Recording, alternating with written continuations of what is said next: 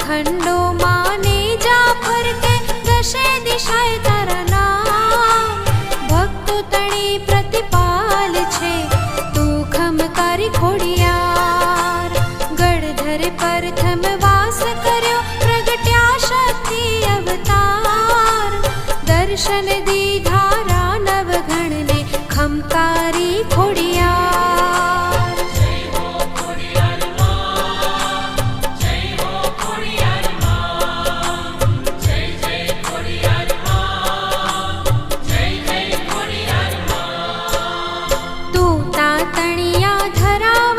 दर्शन थे सुख देनार, टाळते दुख जो ने